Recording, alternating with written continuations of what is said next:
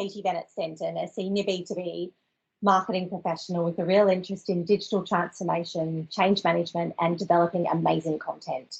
I live in Melbourne, Australia with my husband and two somewhat delightful children, although we're in the middle of lockdown too and homeschooling, so, you know. Having worked in marketing roles in the UK, US and Australia, I've met many inspiring people and benefited enormously from the power of network and community. In this Katie Talks podcast series, I uncover the stories of influencers sharing their thought-provoking business and leadership insights. And today, talk about influencers. I'm speaking with Maz Farrelly, recovering reality TV producer, podcaster, keynote speaker, MC, social commentator, lover of Chanel bags and gin. And when I say reality TV producer, I'm talking BBC, Big Brother and celebrity Apprentice. Marion, welcome. I'm thrilled to be chatting with you today.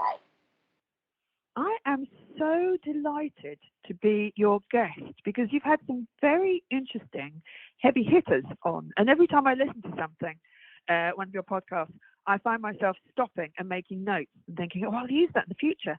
And that is a sign of a very good podcast. So thank you. I'm delighted to be here.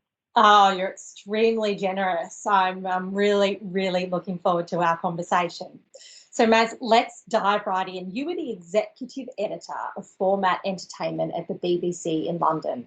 So everything that's a format was part of your slate. Basically, all the good stuff that makes money and keeps coming back over and over, as I mentioned a minute ago, including Big Brother and Celebrity Apprentice, along with lots of others. Now, that's just slightly impressive. When we were chatting, you explained to me that you used to pitch new show ideas to the cleaners. Why? Yes, well, the cleaners were generally my audience, not really people who make TV. And also the people, so I don't like a mirror reflecting my image back to me because I know what I look like. You know, I know my opinion. So I have friends on Facebook who have absolutely opposing views to me.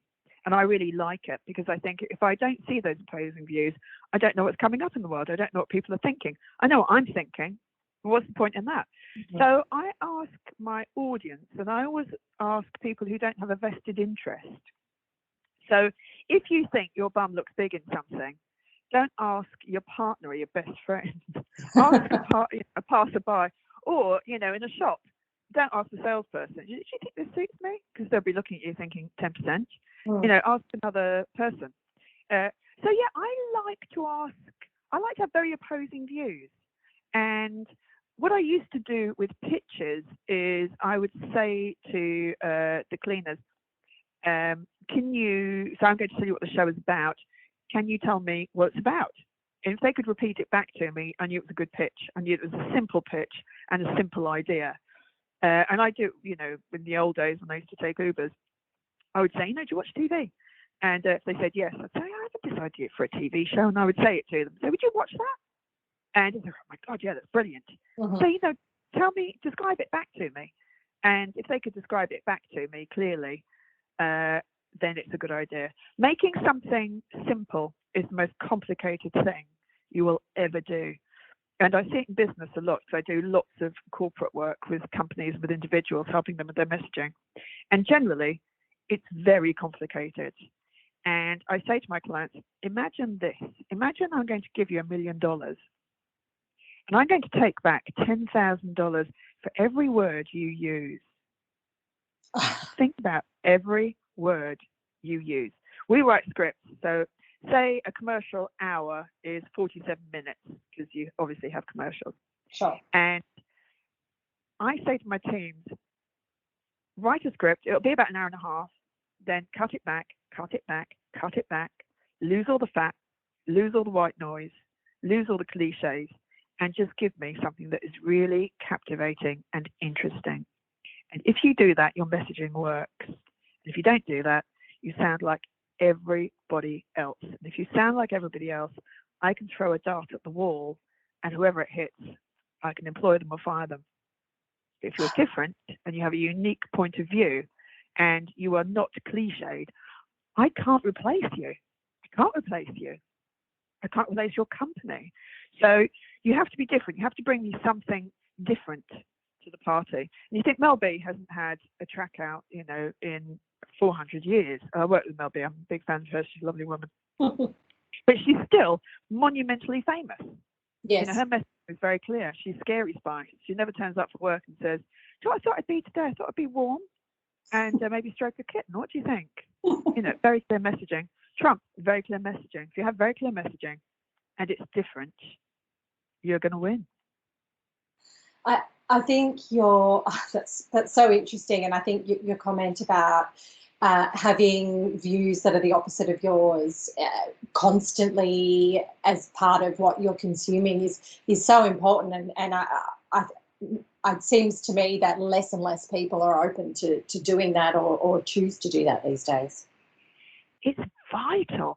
I love having people around me who just disagree. There was a guy I worked with at Fremantle in Australia, and I used to call him Dr. No, because I said, "Do you think this is good?" Oh, no.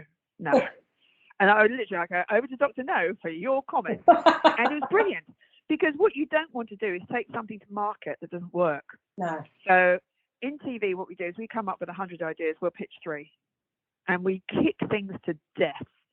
And we try and kill as many ideas as we possibly can. I helped create Q&A on the ABC, and very proud to say it's still going, 10 years on. Mm-hmm. Still, yeah, and still employing lots of people. Yeah, I'm very famous for making reality, but I actually make lots and lots of different kinds of TV. Broad appeal, mass marketing kind of stuff. And I think one of the things that we did on that is we came up with 100 ideas, and then we just lost them. Lose that, no, lose that, other people are doing it, that won't work. And the things that made it kind of unique, that you couldn't throw a dart at the wall and, hit anything, it was a little bit different, is we said, have the ticker of the Twitter feed. Mm-hmm. And this was, quite new at the time, because I want people who are watching to have a voice, because people in the audience do in the studio.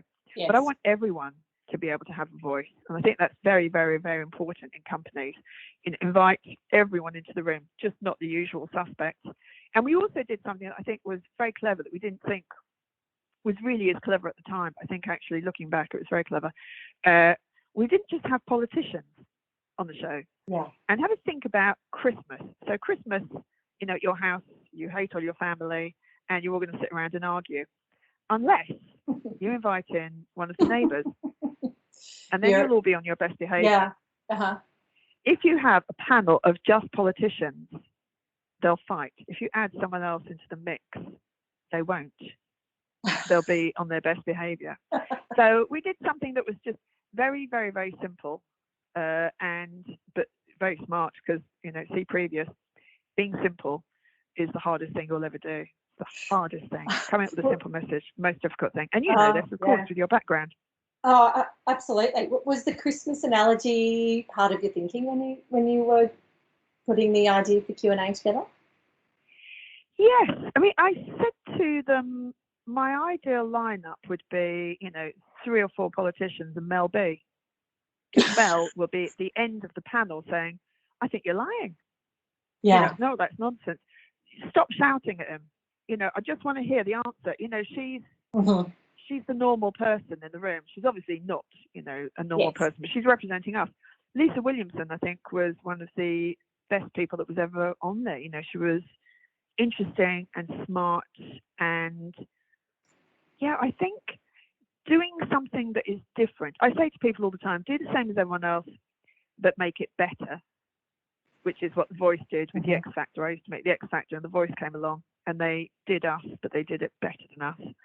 Or you do the exact opposite. And Gogglebox was the exact opposite of every other TV show that was out there. It's a TV show about people watching TV. Mm-hmm. The maddest pitch. So I think, you either do what everyone else is doing, you do it better, or you do the exact opposite. I love the exact opposite. When you do the exact opposite, you stand out in the marketplace. Yeah. You have to stand out. Yeah. Yeah, I do too. Marion, you say that being a TV producer is a really odd job and that you become an expert in bizarre things. And, a few that you reeled through, for example, were that you created a house for Big Brother, you've had death threats against contestants and had to seek advice as to where snipers could hide, which is a particular favourite of mine. You're a financial manager, you've got $20 million to spend in 4 months. And you're a trainer, you've sometimes only got 4 minutes to get somebody ready. So my question is, in the world, what do you know for sure? I know that people are people, whatever you're doing, and it really, audiences are your clients, they are the government's voters. We're all exactly the same, really, but we think that audiences are different. But here's a funny thing. If someone sends you something funny, on your phone or on your laptop, you don't at any point think, oh, I'll just send that to my A, B, C1 demographic, but I'll only do it to my 18 to 35-year-olds. But we sort of do it in business. It's very odd to me. And I think you obviously, if you're selling replacement hips, you're not, looking at the teenage market. But with general messaging, I think lots of companies get it wrong because they forget that when they walk in the door to work, they're the same people that are watching TV and laughing about stuff outside of work. But somehow we turn ourselves very much down. We try to be like everyone else. And there's an extraordinary danger in that, I think. And thinking differently about everything we do is vital. And I say this to companies and individuals all the time. And it sounds fantastically cruel, but it is the exact opposite, because everyone needs to know this. And I know this from making content for 25 years. It is not my job to be interested in you or your business or your website or your book. It is your job to be interesting. So I'll say that again. It is not my job to be interested. It is your job to be interesting. If your website is not interesting above the fold, I will not scroll down. I will not click through. If your book isn't interesting, I won't read it because I'm busy. Yes. If your content isn't interesting, I will not watch it. If your show reel isn't interesting, I simply won't watch it. And people kind of forget that. And we have prime real estate. Your prime real estate is, the first 30 seconds that you meet someone. And in TV, if a show isn't interesting in 30 seconds, you're gone, Katie, and you will never come back. And you will tell everyone, don't bother. Not very good, don't bother. And that's $20 million down the drain. So we're very aware of it. We're aware that we have to grab your attention very quickly and keep it. And I think that businesses and companies and individuals forget this sometimes. And I've been in screenings where the first 6 minutes are really dull, and I've had to stop it and say, I'm so sorry, but it's just no. And they go, no, it gets really good. 8 minutes in, it gets really good. I go, brilliant. Well, shall we write to everyone in the country and say, please watch the show. 7 minutes, bit dull. 8 minutes, warms up. But do we put something up at the beginning? Please watch the show. It gets interesting in 8 minutes. No, we have to make the first 30 seconds fabulous. And if you do, you hook me in. And I teach people, I call it how to enter a room and own it, or how to have the X factor. And you know yourself, if you are on a Zoom or if you're on a call or you meet someone and the first, 30 seconds or minutes is boring, you're gone. Yes. We use the remote control. We just switch you off. And I think what I know for sure is that people forget that. They forget that in business. And it is vital. Your prime real estate, make it interesting. If you do, you've hooked me in and I'll stay with you. And then at least you can pitch me. I'd love to explore that a bit more. We had a really interesting conversation about the way that we present ourselves at work and to your point a few minutes ago that most people tend to make themselves less interesting at work. You said that you are observing a really pleasing trend away from people doing this. I'm really keen to understand more about your thoughts on that. I think one of the things that's lovely about working from home is that we're seeing each other's homes. And when we tell each other our backstories and we know more about each other, we humanize ourselves, we humanize each other, and we feel warm. And I think one of the things that is interesting, I was thinking about that guy, I think his name was Professor Robert Kelly, Professor Robert Kelly. He was the professor on the BBC, and his kids ran into the background, and his wife came and grabbed the kids. Mm-hmm. And it went viral. Yes. And you think, if that happened now, we just bat wouldn't an even eyelid, mention it. would we? Yeah, if you do a Zoom call or you do something online or on a small screen and a child doesn't run in or a dog doesn't bark or, you know, a partner doesn't come in the nude, you're really shocked. Goodness me, we got through a whole thing without... It's a good one.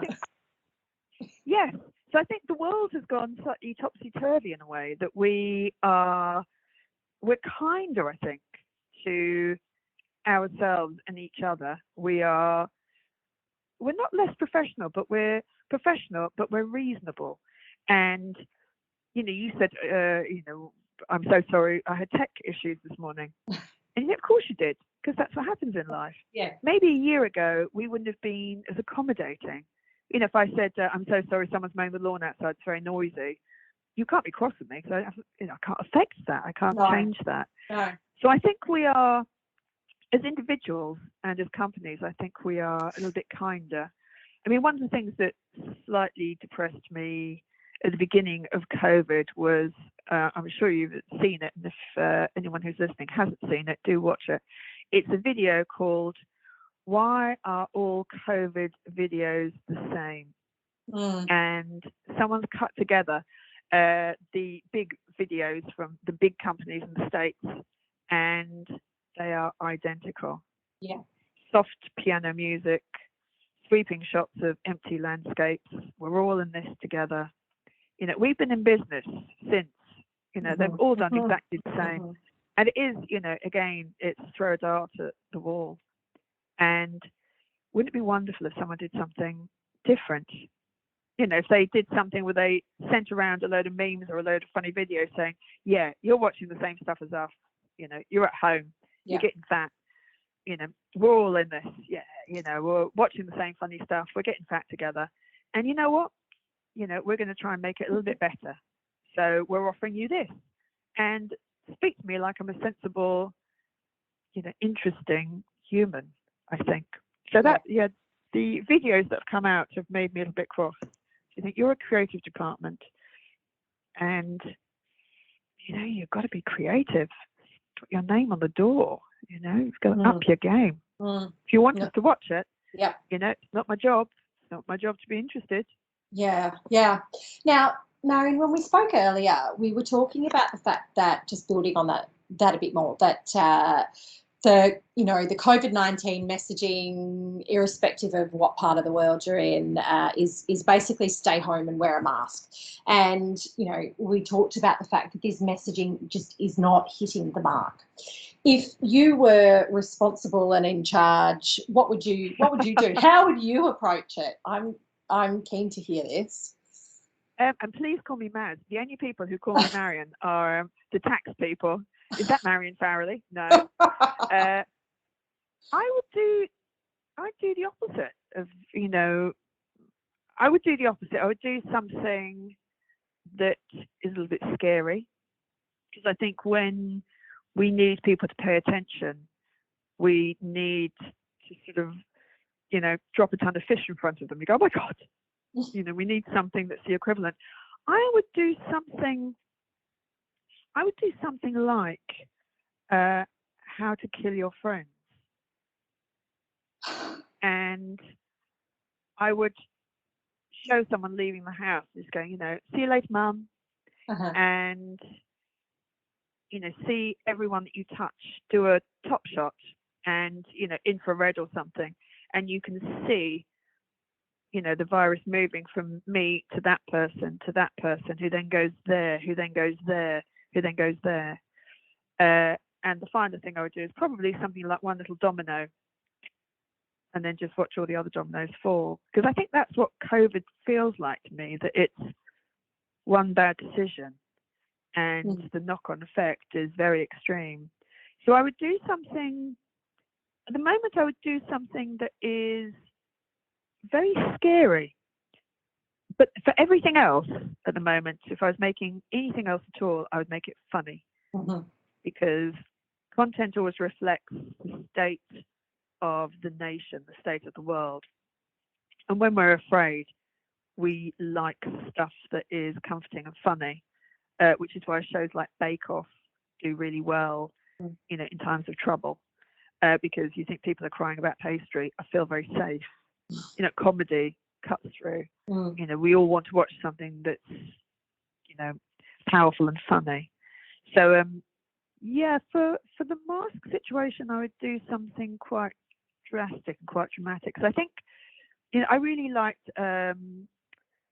McCann, I think it was, who did Dumb Ways to Die, and that was, for, I think it was Melbourne Trams, wasn't it? It was, I think. Yes. Yeah, a long time ago. But it was the exact opposite of what you would expect, because you would expect someone to say, it's very dangerous, you've got to do this. But they did the exact opposite. They go, hey, come along, we'll show you some dumb ways to die if you want. Give them a go. And you're watching it, and it's catchy, and the song is saying something that's the exact opposite of what it should be, of what the music should be telling you. So something it's like cheery that really and happy. Yeah, and you share it because you go, have you seen this? It's really clever. Yeah. Have you seen this? It's really clever. You think, if you want something to go viral, you have to make me want to share it.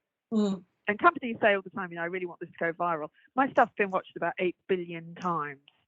So, I mean, huge figures. So I completely, I'm an expert in content creation and what audiences watch. And, I do a lot of work with companies and with individuals about their content. And, there is a way of doing it. It's, I say to everyone can pick up the phone and make a video. But if you want people to watch it, you really need to get an expert in, really. And you pick up, that went viral. You say, yeah, but how many other videos were available in the world at that point that didn't? Because that's the number you want to look at, not the number, the one. Because I tell you what, there's a lottery winner every week. But I'd be very interested in the figures of the people who didn't win, because they're the ones that I think are quite interesting. Yeah, I'm loving this conversation. I tell you, I wish a government in this country would, or somebody would, sit up and listen to your ideas and talk to you about a different campaign to make people sit up and listen and actually. Yeah, I really want to. Yeah, I want to work with politicians. I really, really, really do, because I think, we talked about when we first spoke, and we said we'd talk for 10 minutes, and we spoke for about 8 days, because I just found it so interesting.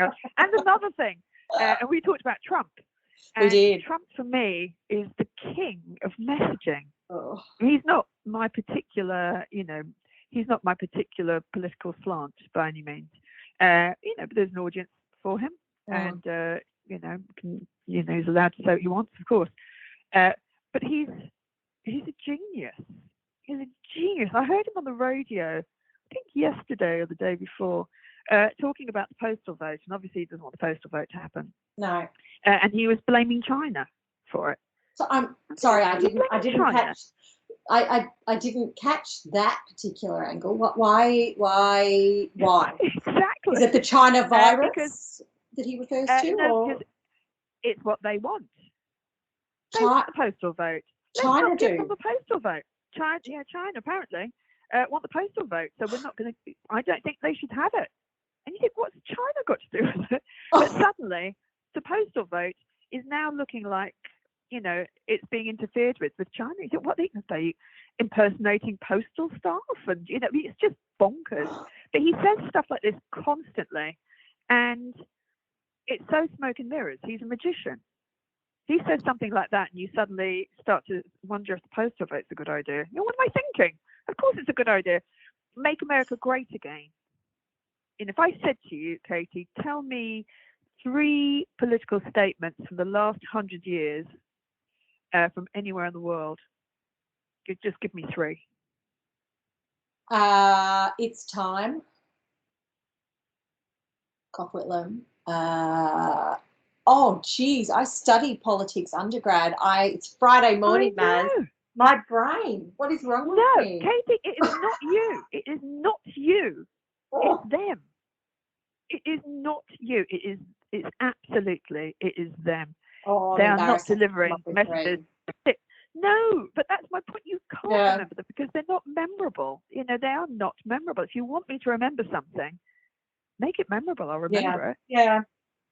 I mean, you know, really, you can remember ads. You can remember, you know, 85,000 ads. You can remember the lyrics to 85,000 songs. But we can't remember political statements because they don't work. I was in with the government a couple of years ago about a show, a health show. And at the end of the meeting, someone said, "So what other kind of things do you do?" And I said, "I get people to vote for people they don't know and outcomes that don't affect them. And we ask them to pay for it, and they do. They pay to vote for people they don't know and outcomes that don't affect them." So that's the power of amazing storytelling. That's the difference between really great storytelling, very clear messaging, very simple language, which is really difficult to do.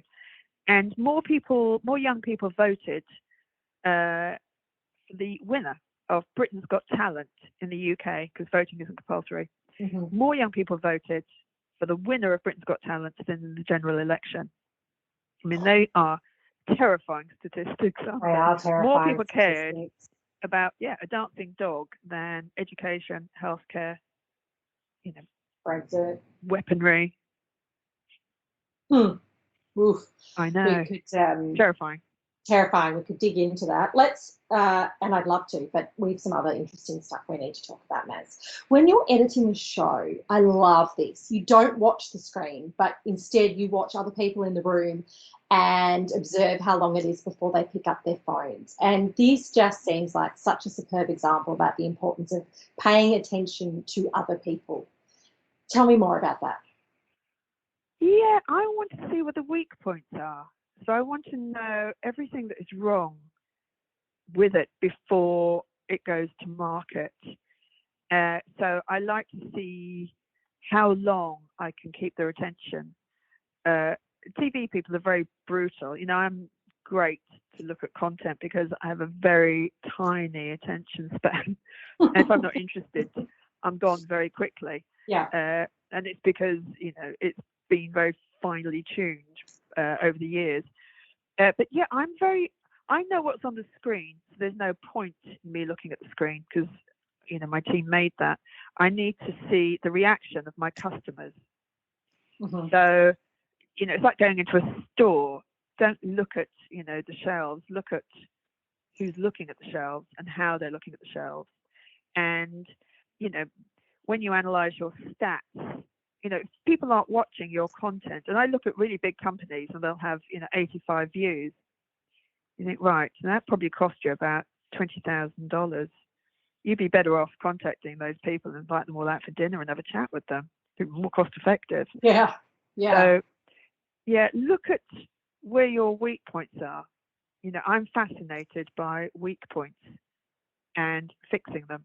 And I only know the weak points if I'm paying attention. So when I have meetings with people, we have very quick 10-minute meetings. I say, just tell me what's wrong, what's not working. Mm-hmm. You know, how can we fix that? Because we learn so much more from failure than we do from success. And I say this to my team all the time. You know, just allow for failure. You have to. If you're not failing, then you're not really trying hard enough. You should test, you know, 5 ideas. You know, if 2 of them work, that's brilliant. But, you know, really 3 of them shouldn't, because you should be thinking so outside of the square that the world isn't quite ready for your ideas. And, you know, I love that ad, the Apple ad from probably 40 years ago, maybe 30. And it was the crazy ones, you know, the people who are the real rule breakers. And they're the ones who come up with ideas that you think, that's just crazy. That's crazy. And you want to be one of those people. Yeah. Because, see, previous, you can't be replaced. Mm-hmm. You're the one that has the crazy ideas and new and innovative ways of doing everything, and you question everything. Yes. Then, oh my God, I really want those people around me. Yeah. So, yes, I look at my audience and I like them to be brutal. And, you know, one very clear way of doing it is just see when they pick the phone up. and that's the weak spot. And it's Yeah, probably about 2 minutes before that, but they're being polite. So, you know, and then they just give up and think, now pick the phone up. Okay. Yeah. That's so interesting. Maz, in talking about leadership, you provide a really interesting comparison between the corporate world and making a show. End to end, you had about 12 weeks to make the Celebrity Apprentice. And, you know, you talked about the fact that you simply don't have time to go on leadership programs in a 12-week period. How do you create a strong team in such a compressed time frame? Yeah, TV is slightly crazy. So, there's a helicopter going over. Love the sound of helicopters. Oh, great. I've got a rubbish truck outside my window, so apologies. Have you? Hear that? Keeping Don't it real. worry, it's life, isn't it? It's Yep. Oh, you have, yeah. Yeah. In TV, when a show is commissioned, everyone always wants everything instantly in TV. So you'll have, I think the fastest was the Celebrity Apprentice, and I think it was 60 days from the show being commissioned to us actually turning over the cameras. And you think 60 days, but that was literally someone walking into my office and saying, we're making it. Okay. And then I'll go, okay. And then I'll speak to head of production and say, I need location, I need staff, I need desks, because we don't have, you know, an office for 60 people just waiting for us, So you know, on the off chance that we have, So we have to start absolutely from scratch. I'm very clear with my messaging. So I will say to my teams, we are the #1 show.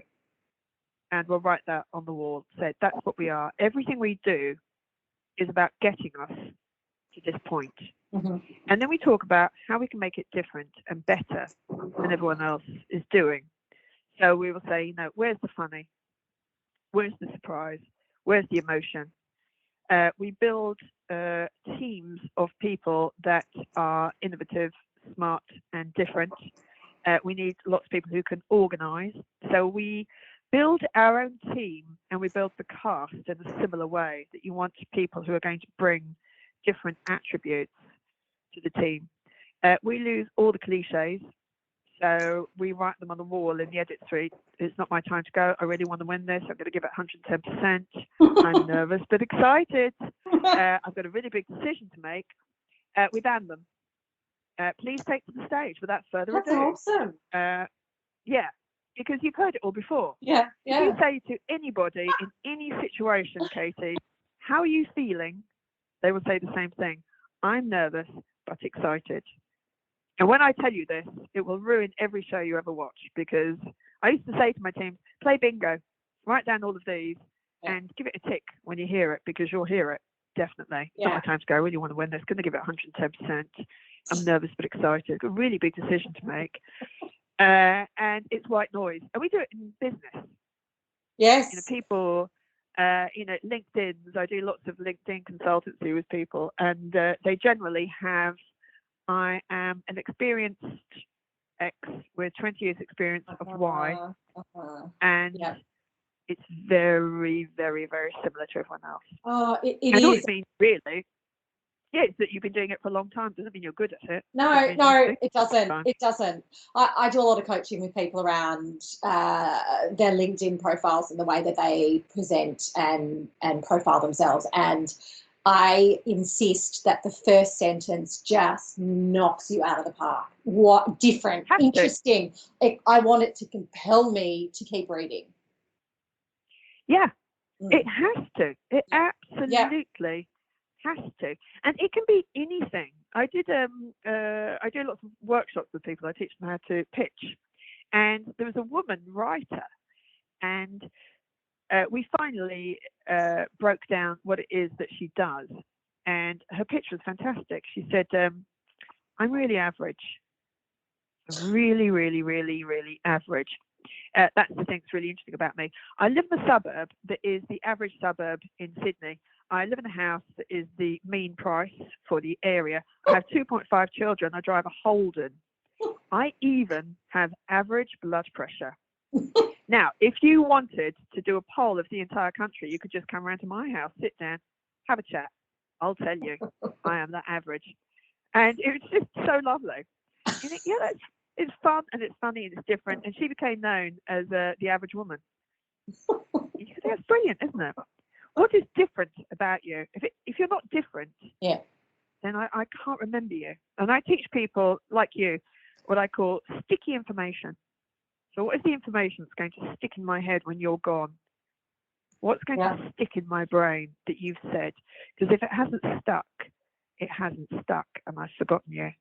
And I've forgotten your company's message, and I've forgotten, if someone's talking about your industry, I can't remember you. I can't mention you. I want to. And it's vital. It's vital that people can tell the world who they are, what they do, why they do it in a way that's interesting.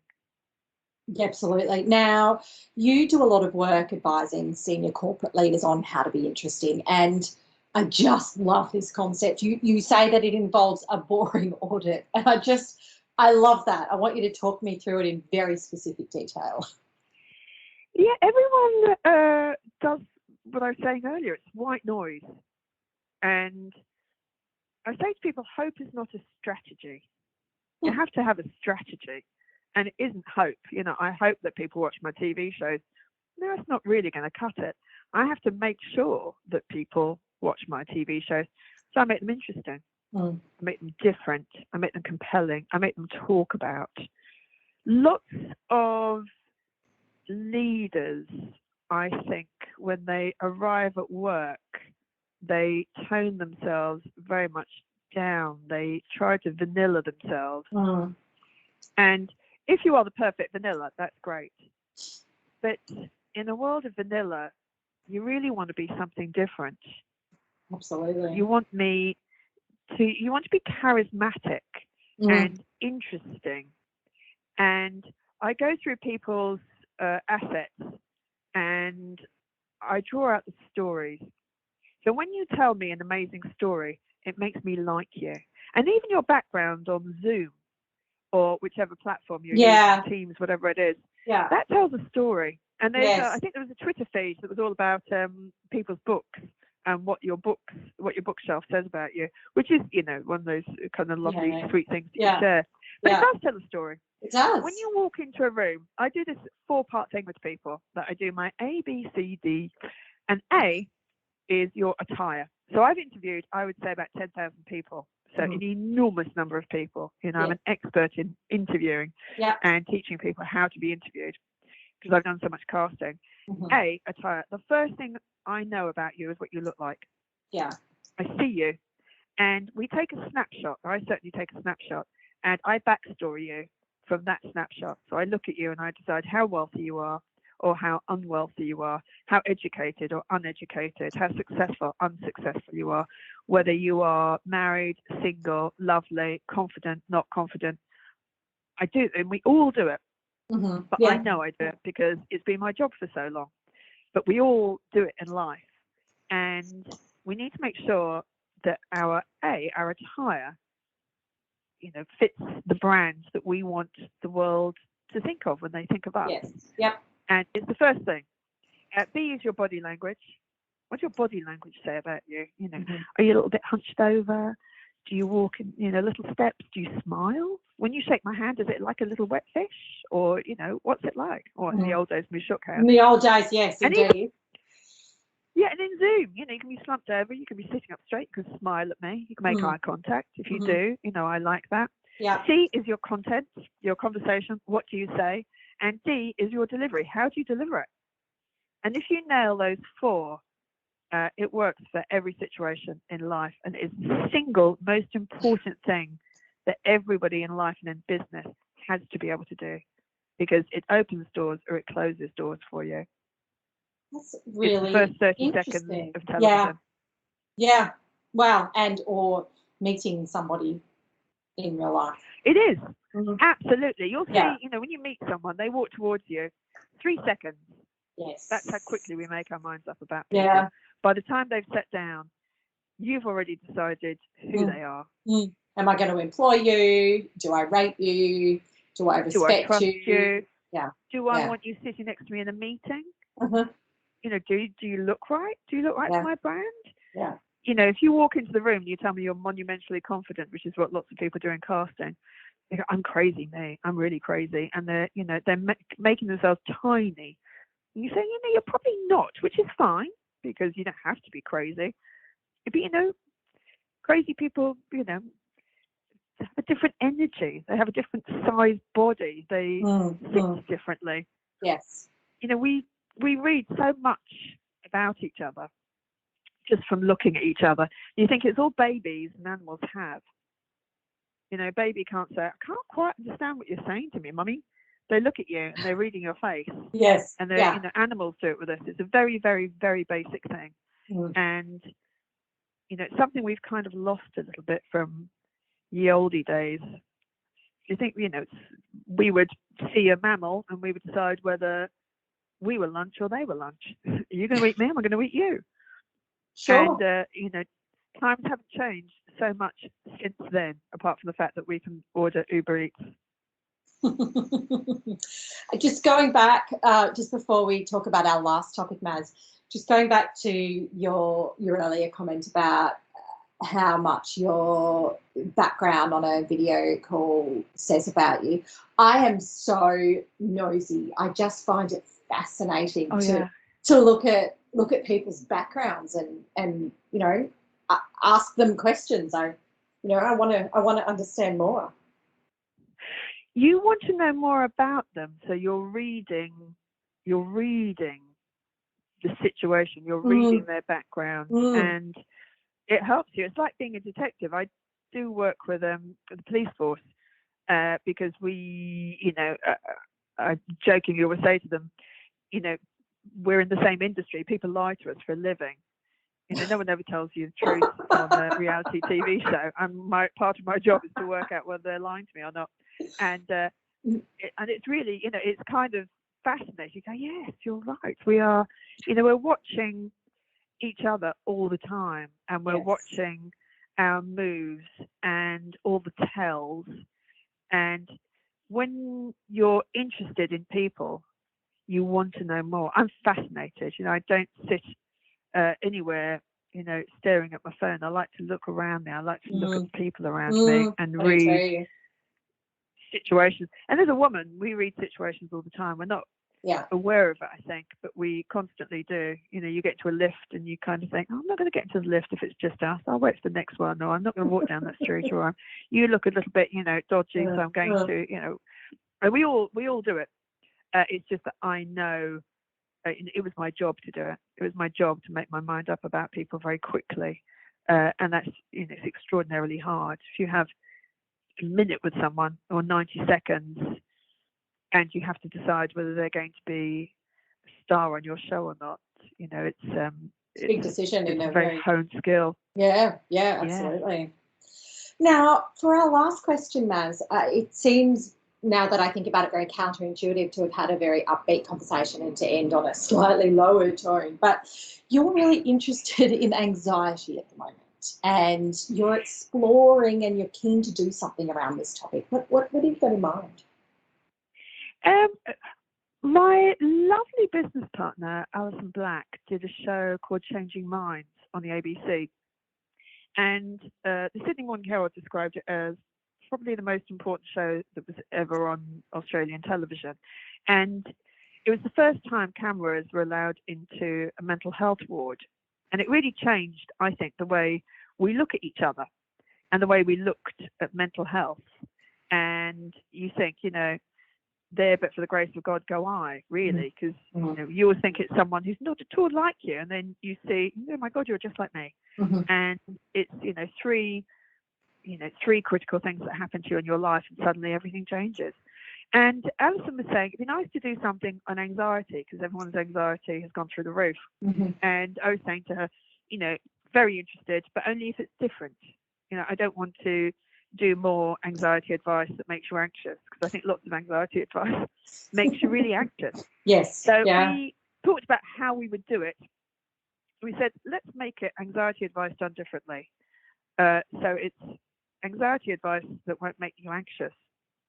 And Dr. Mark Cross was one of the doctors on Changing Minds, and he is a psychiatrist, and he's very anxious. which I always find like it does sort of make me laugh. Not that he's anxious, but just given his job. Sure. You think if anyone would have their act together, it would be him.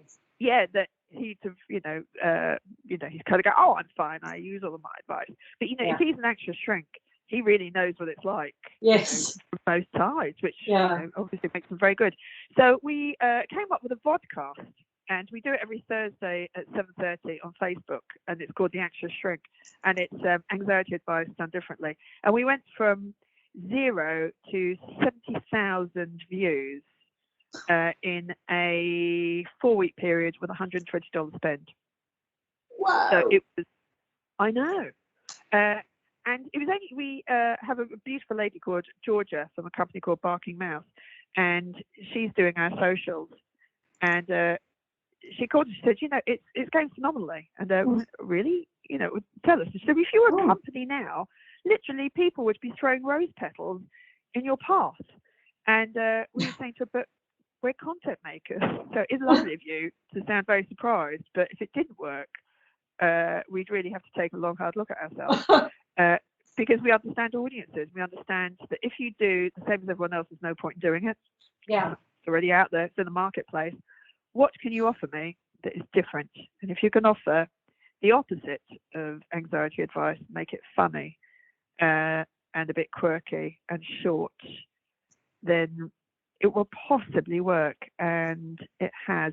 And it's great. We have a lovely community of people who are very lovely and supportive of each other. And we talk about different topics, how to deal with change, why we need to laugh. This week we did anxiety in the workplace, what we can do to counter it. So we just talk about stuff that's on our minds, really. And it seems to be working, which is wonderful. Cool. But, see previous. If we're making content and it doesn't work, we need to take a very long, hard look at ourselves. Well, you do, but those stats are pretty phenomenal, and definitely worth a listen. That's fantastic.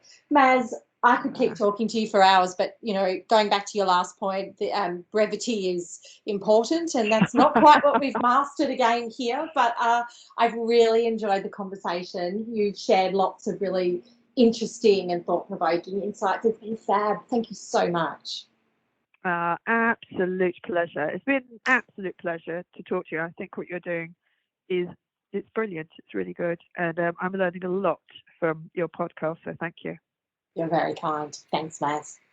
I've been Katie Bennett-Stenton. Thanks for listening to the Katie Talks podcast. You can find me at KTB Marketing on Twitter or Katie Bennett-Stenton on LinkedIn.